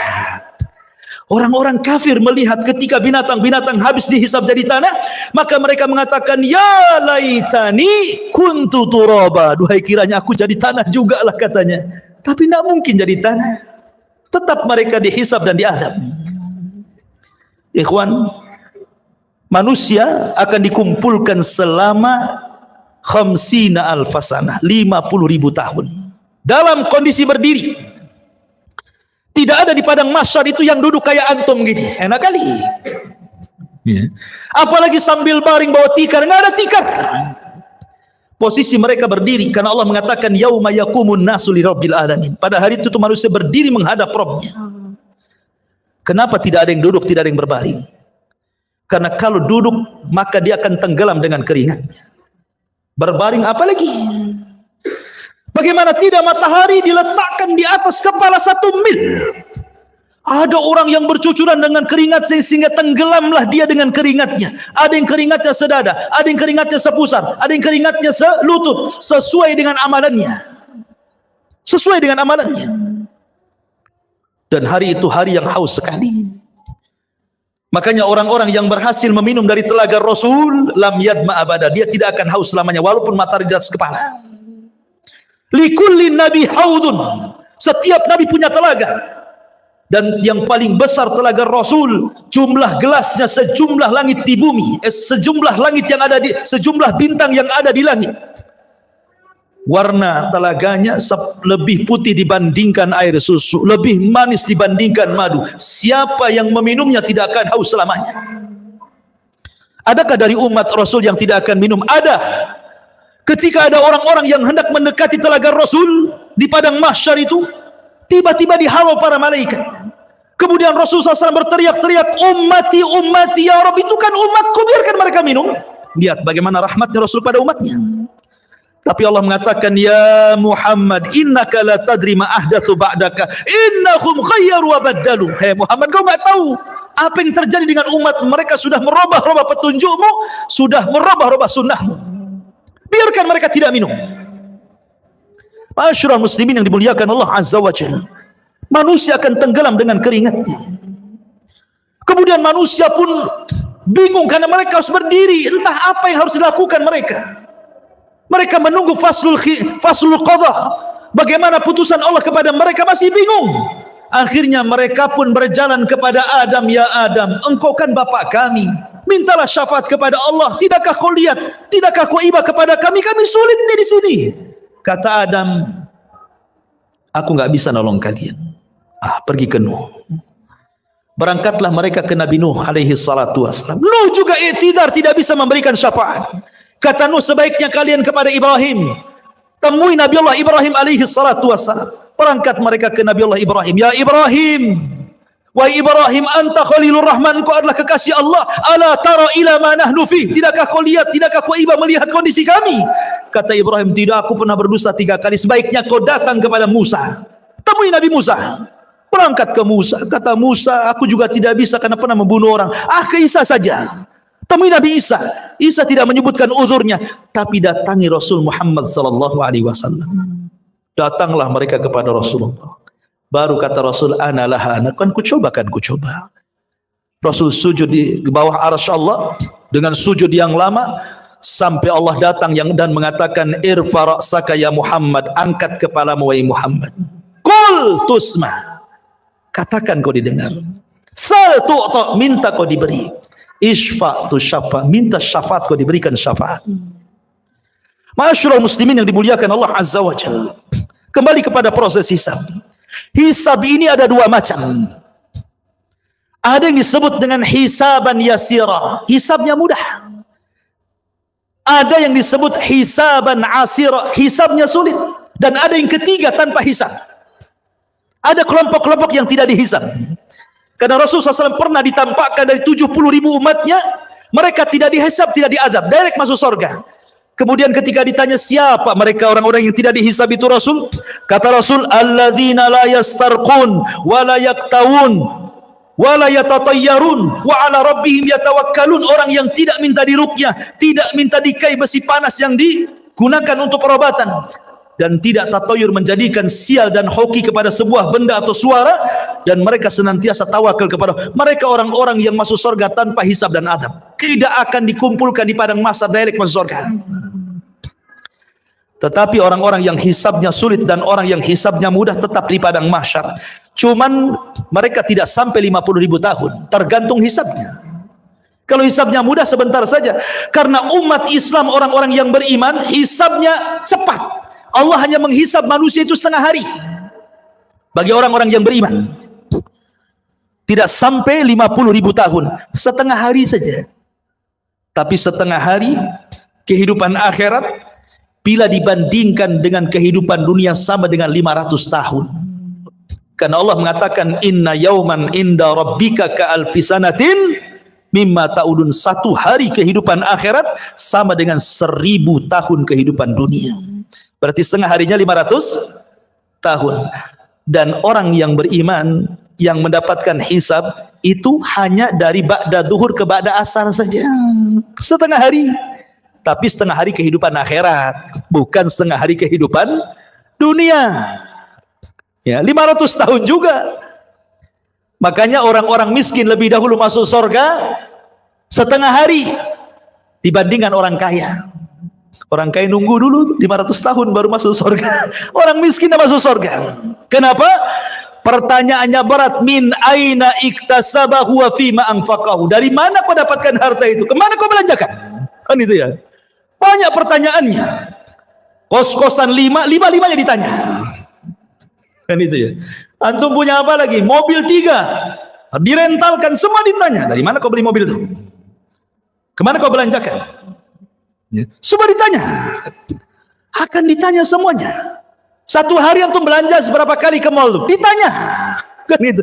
Emang nggak ditanya dibelanjakan? Semua ditanya. Ini makanan yang kita makan ditanya. Minuman yang kita minum ditanya. Makanya Allah mengatakan, falyangduril insan ila ta'ami. Hendaklah manusia melihat kepada makanan yang dimakannya. Karena semua akan ditanyakan. Allah mengatakan dalam Al-Quran, dalam surah Al-Hakumut Takatsur, la tus'alunna yawma idzin 'anil na'im. Akan ditanya pada hari kiamat itu semua nikmat yang Allah anugerahkan kepada kita. Ingat, hisab itu ada 2 cara. Orang yang berdebat dalam hisab celaka dia, pasti masuk neraka. Man nukisha fil hisab halak, kata Rasul. Orang yang melakukan perdebatan dengan Allah ketika hisab, celaka dia. Maksudnya apa? Allah akan mengatakan, dulu ku beri mata kau, sudah kau syukuri matamu? Jawab. Maka dia mengatakan, belum ya Rabb. Dulu kau beri telinga, itu sebagai amanah. Kau gunakan untuk apa telingamu? Untuk maksiat kau untuk taat? Oh, untuk maksiat ya Rabb. Terjadi dialog. Ya. Kalau terjadi munaqashah dialog seperti ini, celaka orang ini. Tetapi kalau yang kedua ini tidak terjadi dialog, dia hanya mengiyahkan saja kata Allah, bukankah dulu di bumi aku berikan begini? Iya. Bukankah dulu di bumi aku berikan ini? Iya. Iya, gitu saja. Dia enggak bantah. Maka Allah mengatakan al-an satartuka wa ghafartu dzanabak. Al-an satartuka, sekarang kututupi dosamu. Wa ghafartu dzunubak, dan ku ampuni dosa-dosamu. Ini hisaban yasira namanya. Hisab yang mudah, hanya ditanya tapi tidak perlu jawab.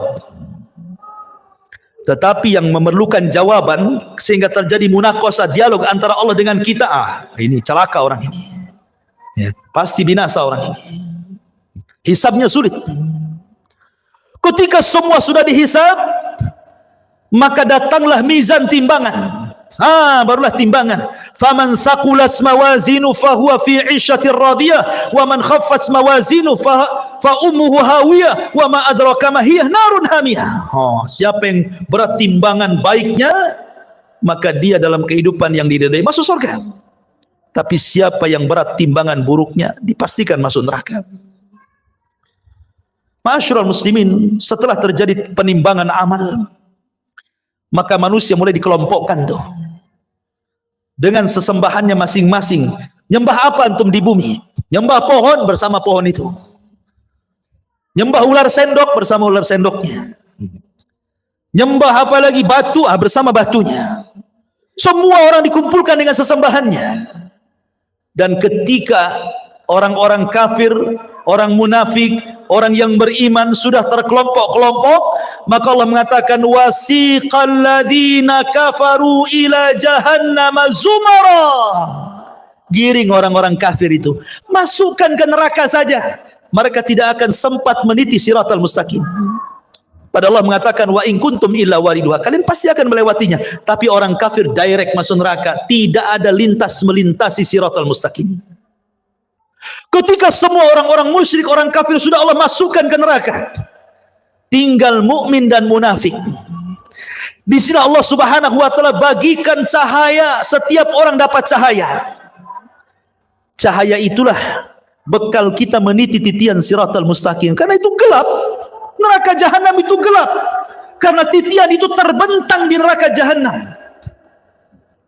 Karena Allah Subhanahu wa taala mengatakan wa jaa rabbuka wal malaku saffan saffa wa ji'a bi jahannam yauma idzin yatadzakkarul insan andalahu dzikra. Ketika Allah datang menemui makhluknya di padang mahsyar, malaikat bersop-sop, Allah katakan jahanam tarik ke sini. Jahanam pun ditarik. Jahanam punya 70.000 tali kekang. Satu tali kekang ditarik 70.000 malaikat. Besar. Ya. Kemudian di hadapan manusia, kemudian Allah bentangkan di situ siratal mustaqim, jisrun, jembatan yang terbentang di antara neraka jahanam. Jembatan itu halus, lebih halus dibandingkan rambut, lebih tajam dibandingkan pedang. Bahkan jembatan itu akan berlenggak-lenggok, dia tidak diam dan licin. Hanya orang-orang yang ditakdirkan bisa melintasi titian itu. Dan yang pertama meniti jembatan itu adalah Nabi SAW. Ketika Nabi SAW sudah meniti sirat, maka Nabi akan berdiri di ujung titian yang sudah dia sampai di situ, di kontara. Setiap ada umatnya lewat, Rasul mengatakan, ya Rabbi salim salim, ya Rabb selamatkan, selamatkan, selamatkan, selamatkan. Saking kasihannya Nabi dengan kita. Ada yang melewati titian seperti kilat, sudah sampai di sana, gitu ya. Ada yang seperti angin, sudah di sana. Ada yang seperti kuda balap, sudah di sana. Ada yang seperti lari kencang. Ada yang merangkak-rangkak. Ada yang terkena kalalib. Ya. Ada yang kemudian jatuh berdiri, ada yang kemudian nyemplung dari titian itu ke jahanam. Kata Rasul ketika duduk bersama para sahabatnya, ada semacam bunyi besar, cur gitu ya. Kata Rasul mengatakan, tahukah kamu itu suara apa? Sahabat mengatakan, tidak tahu wahai Rasul. Itu batu segede unta, 70 tahun yang silam jatuh dari titian dan baru sampai sekarang intip neraka jahanam. Artinya kalau orang jatuh dari titian sampai neraka itu 70 tahun itu baru sampai di dasar jahanam, naudzubillah. Ya. Ma'asyiral muslimin, maka satu persatu orang-orang munafik diberikan, orang-orang beriman diberikan cahaya. Orang munafik diberikan cahaya kadang padam kadang terang, kadang padam kadang terang. Ketika berjalan mereka mengatakan, naktabis min nurikum, hai orang yang beriman, tunggu dulu aku ikut cahayamu. Kata orang beriman, ambil lagi kau cahaya di belakang, katanya. Emang di dunia orang munafik bisa menipu orang-orang yang beriman. Yukhadi'una Allah walladzina amanu. Mereka menipu Allah dan orang-orang yang beriman. Di titian siratal mustaqim, orang yang beriman tidak mungkin ditipu lagi. Ya. Ma'asyiral muslimin, ketika semua terseberangi semuanya, sampailah mereka di sebuah tempat namanya Qantoroh. Qantoroh itu depannya pintu sorga. Sampai di sini keletihan orang-orang yang beriman? Tidak. Di sini ada kisos. Di sini Nabi SAW mengatakan, atadruna mal muflisu hadil ummah, tahukah kamu siapa yang bangkrut dari umat ini? Kata sahabat, ya molos saja orang bangkrut, orang yang gulung tikar, orang yang kalah, orang yang usahanya bangkrut, bankrupt dan yang lainnya. Kata Rasul, bukan itu. Orang yang bangkrut adalah orang yang datang pada hari kiamat membawa pahala solat, pahala zakat, pahala sedekah, pahala puasa, pahala ini, pahala itu. Tapi di satu sisi dia pernah mendolimi si fulan, mengambil harta si fulan, menumpahkan darah si fulan, mencaci maki si fulan, merendahkan si fulan. Akhirnya di kantor ini terjadi kisos. Padahal depan pintu sorga tuh. Supaya orang yang masuk sorga mendapatkan keadilan. Supaya dalam hatinya tidak ada lagi dongkol dengan kawannya. Supaya ketika masuk sorga di wanaza'na ma fi suduruhum min ghillin ikhwana. Allah cabut perasaan dengki sehingga menjadi bersaudara dalam sorga. Karena orang-orang penduduk sorga itu satu hati. Kalau kita akan berhati-hati, ada yang dengki, ada yang iri, ada yang benci, ada yang marah, ada yang emosi, kan itu ya. Supaya tidak ada itu, maka terjadi kisos di sini. Ya. Hei, dulu kau sudah memukul aku, sini kamu. Mana pahalamu? Diambil pahalanya. Nih dosaku. Ketika kemudian dia sudah tidak punya pahala karena sudah dikasihkan orang banyak, karena banyak yang didolimi, dia mengatakan, mana pahalamu? Aku tidak punya pahala, sudah habis. Kalau gitu ambil dosaku saja. Oh gitu ya. Fa in faniyat hasanatuhu, kalau sudah habis kebaikannya, maka nggak dilempar dosanya kepada dia. Pada sudah dikontor, dilempar lagi ke belakang ke neraka. Ketika kisos sudah terjadi, ini kisos sesama orang yang beriman ya. Kalau kisos dengan orang kafir, kisos dengan binatang, dolim kepada binatang, dolim kepada orang kafir, dolim sesama orang kafir, dolim orang-orang yang beriman kepada orang kafir atau orang kafir kepada beriman, ini sebelum titian. Sebelum titian, nah itu dolim di situ. Kisosnya itu. Tetapi di kantor itu hanya khusus orang beriman saja, karena sudah mau masuk surga masalahnya. Bahkan orang-orang yang dibunuh akan datang menghadap Allah tanpa kepala. Dalam hadis Abdullah bin Abbas radhiyallahu anhu itu, tangan kirinya membawa kepalanya. Walaupun ketika di bumi tidak dibunuh dengan cara dipenggal kepala, tapi nanti pada hari kiamat orang yang dibunuh itu seperti itu bentuknya. Lehernya nggak ada, kepalanya dipegang oleh tangan kirinya, tangan kanannya menyeret orang yang membunuhnya, kemudian menghadap Allah dan mengatakan, ya Rabb, sal hada lima qatalani. Tanya orang ini, kenapa kau bunuh aku? Kenapa dia bisa membunuhku? Dan bayi-bayi yang dilempar hidup-hidup kemudian mati, seperti orang-orang yang punya anak dari hasil zina kemudian malu, dilemparlah anak itu ke solokan, ke tong sampah, ke kardus, akhirnya mati. Maka Allah mengatakan, wal mau'udatu su'ilat bi ayyi dzambin qutilat. Bayi-bayi itu akan membawa kepalanya menghadap Allah dan mengatakan, ya Rabb, sal hadza lima qatalani. Tanya ibuku kenapa dia membunuhku, tanya bapakku kenapa dia membunuhku. Semua akan ada kisah, ikhwan. Hati-hati ya. Tapi kalau sudah tidak ada kisos lagi, baik antara orang kafir dengan orang yang beriman atau sebaliknya, manusia dengan binatang atau sebaliknya, kemudian kisos terjadi antara orang yang beriman dan sudah selesai, maka manusia berjubel di pintu sorga. Sayati alaikum zaman kadidum minaz ziham. Akan datang, kata Rasul, zamannya manusia akan berdesak-desakan di pintu sorga. Padahal mereka sudah diponis masuk sorga, tidak mungkin masuk neraka, tapi tidak bisa masuk sorga juga karena pintunya tertutup. Semua para nabi berusaha membuka, tidak bisa. Tidak diizinkan malaikat Ridwan. Tiba-tiba di tengah-tengah manusia yang sudah diponis masuk surga itu, muncullah seorang laki-laki, Sayyidul Anbiya'i wal Mursalin, Sayyidul Awwalina wal Akhirin, Muhammad sallallahu alaihi wasallam, Nabi kita, qudwah kita, Rasul kita, mendekati pintu dan membuka pintu surga dengan mengetuknya, Assalamu alaikum. Maka Ridwan mengatakan, Waalaikumsalam. Man, siapa kamu? Kata Rasul, ana Muhammad, saya Muhammad. Kata malaikat Ridwan, bika umirtu alla aftah li ahadin qablak. Aku diperintah Allah untuk tidak membuka pintu surga kecuali kau yang minta. Kata Rasul, ana awal man aftatihu babal jannah. Sayalah orang yang pertama kali membuka pintu surga. Dibentanglah pintu surga. Pintu surga ini ada yang meneriak, ada yang berteriak. Jadi Allah Subhanahu wa taala meletakkan para pemanggil di pintu-pintu surga. Kalau dia ahli solat, duya min babis solat. Hei, pakar-pakar solat, kau ke sini, masuknya di sini, jangan di situ. Yang pakar puasa sunnah, puasa Senin Kamis, Ayyamul Daud, pokoknya ahli puasa, ada pintunya dari pintu royan. Hei, ahli puasa, sini dari pintu royan, jangan pintu itu. Pintu jihad mengatakan, hei yang mati syahid lewat sini. Pintu tobat, yang tobat lewat sini. Masing-masing pintu itu menyeru kepada keahlian ibadahnya masing-masing. Dan sorga itu memiliki 8 pintu. Berbeda dengan neraka 7 pintu. Kenapa? Biar menunjukkan bahwa rahmat Allah lebih luas dibandingkan murkanya. Makanya dibuat pintu sorga lebih banyak dibandingkan pintu neraka.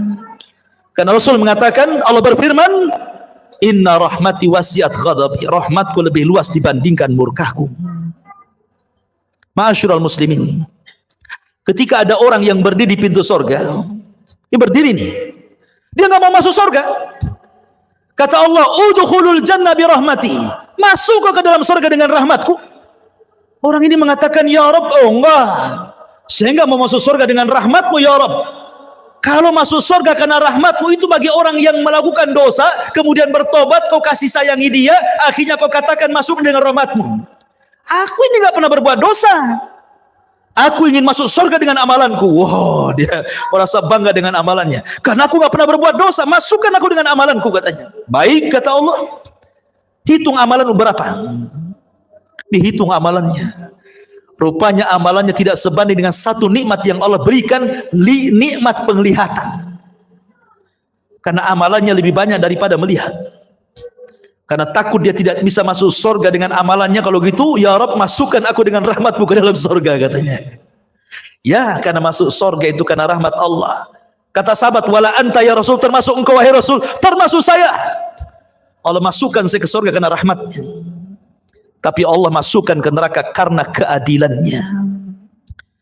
Ma'asyiral muslimin yang dimuliakan Allah Subhanahu wa taala. Ketika kemudian penduduk surga masuk ke dalam surga, kemudian malaikat surga mengatakan, salamun alaikum bima sabartum fa ni'ma uqbaddar. Keselamatan bagi kalian wahai penduduk surga. Pertama kali tahiyatus salam. Salamun qaulan mir rabbir rahim. Allah pun mengucapkan salam. Orang-orang tertentu saja mendapatkan salam di dunia itu, seperti Khadijah, istri Nabi. Kata Nabi SAW, Rabb dan Jibril menitipkan salam kepadamu ya Khadijah. Wah, tidak semua dapat salam dari Allah dan malaikat Jibril itu. Hanya orang-orang tertentu seperti Khadijah, karena Rasul yang mengatakan Allah dan Jibril menitipkan salam. Tapi orang masuk surga semua akan dapat salam dari Allah. Salamun qaulan mir rabbir rahim. Ya, mereka dapat salam. Dan salam itu artinya selamat, karena di surga tidak ada aib. Di surga itu selamat semuanya, tidak ada orang yang lisannya kotor, tidak ada di surga itu. Tidak ada tukang gibah, tukang gunjing, tukang caci, tukang maki, tukang merendahkan, tidak ada. Tidak ada yang dendam, tidak ada. Sampai kepada istri-istri tidak ada cemburu kalau antum bersama bidadari. Karena semua jadi salam, selamat semuanya. Selamat aib, dari aib selamat. Antum tidak kencing, antum tidak berak, antum tidak meludah, antum tidak mengeluarkan dahak. Antum tidak ada congeknya bahasa kita. Pokoknya selamat badannya. Sampai-sampai ditanya Rasul, kalau hari-hari makan minum, cemana beraknya, cemana kencingnya? Kata Rasul, berak dan kencingnya dengan keringat. Dengan keringat. Dan keringatnya seperti minyak misi, itulah berak dan kencingnya penduduk sorga, katanya. Wah, luar biasa. Ya. Selamat badannya. Wanitanya tidak haid, tidak ada nifas. Tidak ada bau ketiak di sorga itu, semua wangi. Dunia antum harus bawa-bawa apa tuh? Kadang-kadang dikasih kapur barus ketiak di bumi kan gitu ya. Di sorga nggak ada bau, nggak ada bau-bau di sorga itu, karena selamat badannya. Ya. Di sorga tidak ada nenek-nenek. Di zaman Rasul ada nenek-nenek datang kepada Rasul, aku masuk sorga nggak Rasul? Kata Rasul, nenek-nenek nggak masuk sorga. Gitu. Nenek ini menangis, pergi dia. Kemudian Rasul mengatakan kepada sahabat, bilang sama nenek itu, bukan berarti nenek itu nggak masuk sorga, maksudnya di sorga nggak ada nenek-nenek. Bacakan ayat inna ansha'na hunna insha'an wa ja'alna hunna abqara uruban atraba. Kami jadikan nenek-nenek jadi gadis-gadis usianya 33 sampai 34. Semua sama usianya segitu. Ya. Dan sorga itu nikmatnya yazdah, bertambah dan bertambah. Ada sukul jannah, pasar sorga. Pasar ini setiap Jumat kalau di bumi, kalau di sorga namanya yaumul mazid, hari tambahan nikmat. Semua penduduk sorga ke pasar, yang laki-lakinya itu berjumpa dengan kawan-kawannya di pasar itu. Kemudian ngobrol cerita pengalaman antum di dunia. Kita kan pernah ngaji di Odessa dulu, kenal nggak antum di samping sana? Nanti itu bicarakan semua itu. Akan teringat dengan kehidupan dunia. Jadi pembicaraan nanti di pasar itu, pembicaraan kita di dunia, obrolan kita, bercandaan kita, semua akan dibicarakan di pasar surga itu. Di pasar surga itu ada jual beli, ya. Hanya untuk berjumpa dengan kawannya, ngobrol, minum, makan di situ enak-enak. Kemudian sebelum pulang, habar riyah. Tiba-tiba Allah Subhanahu wa taala hempaskan angin, membawa debu, kemudian mengenai jasad-jasad orang yang ada di pasar sorga itu, fayazdad husnan wa jamala, maka dia akan bertambah gantengnya, bertambah sehatnya, bertambah kekarnya, bertambah indah. Ketika pulang istrinya nggak kenal, laqad izdastum husnan wa jamala, wahai suamiku, kenapa kau makin tampan, makin ganteng, makin itu gitu. Dalam kisah Israiliyat disebutkan, ini Israiliyat lagi ya. Jadi di pasar-pasar surga itu banyak gambar macam-macam. Ya, mungkin kalau di dunia itu antum tahu tukang cukur kan banyak tuh gambarnya kan. Ada yang jadi sebegini rambutnya, jadi sebegini rambutnya, jadi sebegini kan banyak tuh. Tinggal tunjuk saja, cukur saya seperti ini. Nanti dicukur kayak gitu kan. Dan di surga itu akan dibentuk tuh macam-macam gambar yang ganteng-ganteng itu, tinggal nunjuk saja Anda akan seperti itu. Itu cerita Israiliyat. Iya, iya. Oh kayak gitu. Kayak siapa? Antum kayak Abu Humairah, jadilah Abu Humairah. Gak mau lah gemuk gitu. Jadi mereka pulang itu berjumpa dengan istrinya, kata istrinya, laqad izdaztum husnan wa jamala. Hei suamiku, kenapa kau makin ganteng? Kata suaminya, kau juga kenapa makin cantik, katanya. Jadi setiap minggu kenikmatan itu bertambah, makin ganteng, makin ganteng. Makanan hari ini kalau dimakan besok lebih nikmat, kalau dimakan lusa lebih nikmat, dimakan lusanya lagi lebih nikmat, makin nikmat. Coba antum makan mangga, dibiarkan 1 bulan. Hari ini makan mangga, besok mangga dibiarkan 1 bulan. 1 bulan depan antum makan tuh mangga. Nanti atau setahun antum ada tinggal peloknya saja itu kan. Di sorga itu makin hari makin nikmat. Ya, kan luar biasa tuh. Makin hari makin ganteng. Coba antum hari-hari ke pasar sini, makin ganteng atau makin kusut tuh? Makin kusut kan itu. Stres, apalagi bawa istri yang dicatat beli bawang, pulang beli baju pula kan. Stres lagi. Makin turun alisnya. Ya. Ma'asyiral muslimin yang dimuliakan Allah Azza wa Jalla, ketika orang masuk surga, pertama yang dimakan apa? Dan pertama yang diminum apa? Yang pertama dimakan itu kabidil hut, hatinya ikan paus. Tentu ikan paus akhirat, bukan ikan paus di Salus kayak kan, istilah ikan paus. Kemudian makan air jahe. Jahenya jahe surga. Kata Abdullah bin Abbas, dunia dan sorga itu hanya mirip nama, tapi hakikatnya berbeda. Di dunia ada jahe, air jahe, wedang jahe. Di sorga ada wedang jahe. Hanya kesamaan nama, tapi hakikatnya berbeda. A'dadtu li ibadis salihin ma la ainun ra'at wa la udhunun sami'at wa la khatara ala qalbi bashar. Kenikmatan di sorga itu tidak bisa dilihat mata, didengar telinga, terlintas pun tidak. Bagaimana caranya menggambarkannya? Jadi hanya kemiripan nama saja. Di sorga ada pisang, di dunia ada pisang. Tapi pisang sorga beda rasanya. Di sorga ada madu, di dunia ada madu, beda madu sorga. Di sorga ada khamar, di dunia juga ada khamar, beda. Khamar di dunia ini paling rendah sakit kepala orang minum, paling tinggi teler tidur di got. Tapi khamar di sorga itu ladzatul lisyaribin, lezat bagi peminumnya, lezat. Ya, ma'asyiral muslimin, dan di sorga Allah sudah peruntukkan satu orang mendapatkan 2 istana minimalnya. Karena Allah mengatakan waliman khafa maqama rabbih jannatan, bagi orang yang takut Allah sediakan 2 istana. Dan dia akan mendapatkan nikmat yang besar sebagaimana ahlun nar akan mendapatkan azab yang besar. Ketika penduduk sorga, idza dakhala ahlul jannatal jannah wa idza dakhala ahlun narun nara, apabila penduduk sorga masuk ke dalam sorga, penduduk neraka masuk ke neraka, ji'a bil mauti ala suratil kabsi, didatangkan kematian dalam bentuk kambing gibas, disembelihlah kematian itu sehingga tidak ada kematian lagi. Maka datanglah penyeru kepada penduduk sorga, ya ahlal jannah la mautalakum wa ya ahlan nar la mautalakum. Hei penduduk sorga, tidak ada kematian. Hei penduduk neraka, tidak ada kematian. Maka penduduk sorga akan mendapatkan nikmat selamanya, dan penduduk neraka akan mendapatkan azab selamanya. Itulah ringkasan perjalanan manusia dari kelahiran sampai wafat, sampai di padang mahsyar, sampai masuk ke dalam sorga dan neraka. Tentu yang saya ceritakan ini bagian kecil, hanya gambaran, karena hakikatnya jauh dibandingkan yang diceritakan. Sehebat apapun orang menggambarkan sorga, sorga menyelisihi gambarannya, karena sorga tidak bisa dibayangkan. Kita hanya menukilkan sabda-sabda Nabi, ayat-ayat Al-Quran, beginilah gambaran sorga, karena tidak semua dibentangkan. Ya. Oleh karena itulah perlu keimanan yang kuat tentang adanya hari akhir. Makanya di antara satu dari rukun-rukun iman, al-imanu bil yaumil akhir, beriman dengan hari akhir.